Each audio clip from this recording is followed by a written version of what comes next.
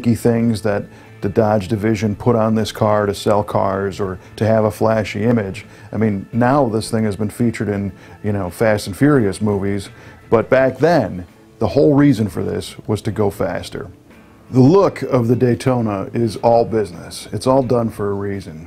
Basically, throughout the 60s, everything about NASCAR was getting bigger. The crowds were getting bigger, popularity of the sport got bigger, cars got faster, and even the tracks got longer. They invented the superspeedway, which is a NASCAR track that's over a mile long. On the shorter tracks, the slick aerodynamic Dodge Charger 500 was doing very well. That car had a 426 Hemi, maxed out for NASCAR performance, so they added a few aerodynamic tricks like a flush rear window and a cleaned up nose. And on the short tracks, that was one of the cars to beat. However, it wasn't enough oomph to make a successful car on the superspeedways. And that's where the Daytona project came from. They named it Daytona after one of the superspeedways, and they realized they couldn't do any more to the engine legally, so they looked at other ways to clean up the aerodynamics on a Charger to make it competitive. And what they came up with was what you see here. It's a very unique package. It starts at the tip of the nose with a nose cone that added length to the front of the car and smoothed out that leading edge. They hid the headlights. There's an air dam underneath that nose cone that smooths out the bottom of the car. The fenders are unique with little bubbles that provide a couple things: tire clearance and a way to get heat out of the brakes. But of course the biggest thing physically and for performance was the big giant rear wing. There's a lot of tall tales about the height of the Daytona's wing. It's an adjustable wing, it's got fasteners on the end, and you can change the pitch, which is what they did in NASCAR to change the downforce on the back. Chrysler engineers knew that by reaching higher above the car, they would get into what they called clean air. And clean air is air that isn't disturbed by the shape of the car, so they could reach up there to get air that would help push the back of the car down. And the big debate is about the height of the wing. And the engineers knew that, between 20-25 inches over the rear deck lid, they'd be in the right air that they wanted. However, to make the thing functional, it still had to clear the deck lid. So both of those stories are true, that yes, they had to make it high enough to get into the air that they wanted, and it had to be high enough to clear the deck lid when you open the trunk. So that settles all the arguments. You heard it here. This car feels nice and kind of broken in inside. The odometer is showing 50,448 miles. The seats feel like a comfortable pair of shoes, although this one's kind of like sitting in a hole. Got a lot of headroom. But this is a big car, so they had a lot of headroom.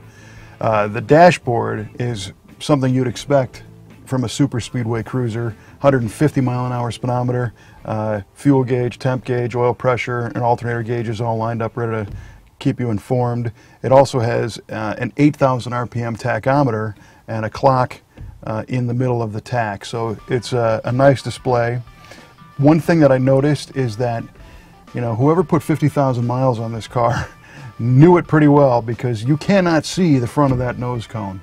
You have no idea how long this car is.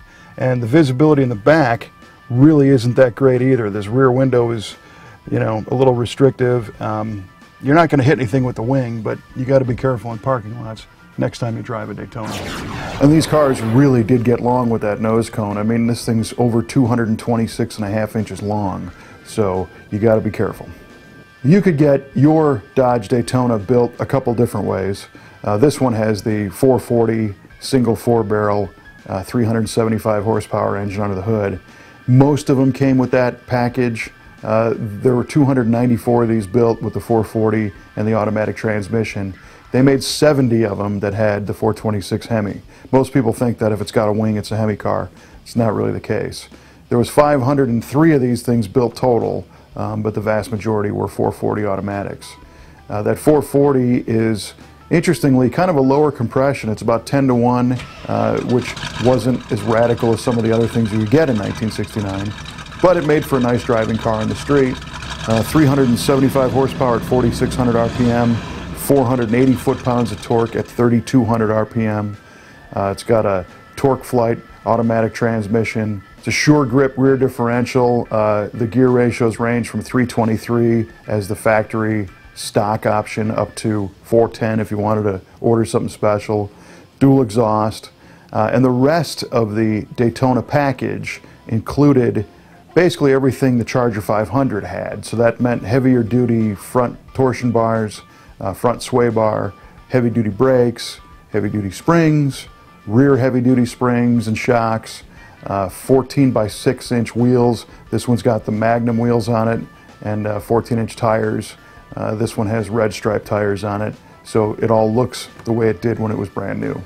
But one note is that these are not Charger 500s that had the nose and wing put on them. These started off as regular Chargers and had the 500 suspension put on them and then converted to Daytona with the nose and the rear wing.